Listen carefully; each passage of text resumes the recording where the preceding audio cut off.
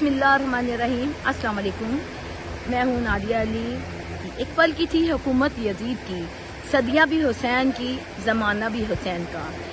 جس طرح نواسہ رسول سوگوار ہم یہ ہمیشہ ہر 5 محرم کو باجی عائشہ کی طرف، عائشہ سلون ABS ویلنس کلب کی طرف سے ہر سال باقاعدگی سے 5 محرم کو مجلس کا اہتمام کیا جاتا ہے، بیویوں کو پرسہ دیا جاتا ہے اور اپنی دکھ تکلیفوں میں دعائیں مانگی جاتی ہیں۔ اور یہ جیسے کہ اس میں ہمیں پتہ چلتا ہے کہ قربانی کیا چیز ہے۔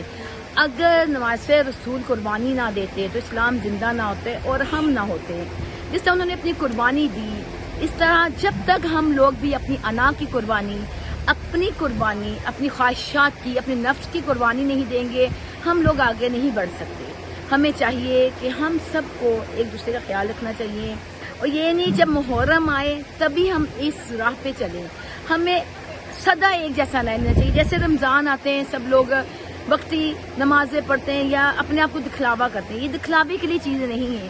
ہمیں دل سے اور اپنی نیت سے سب کام لائف ٹائم کرنے چاہیے، اور اسلام کی بقا کے لیے جس طرح نواسہ رسول نے قربانی دی، اس طرح ہم لوگ ایک دوسرے کا خیال رکھیں، احساس کریں۔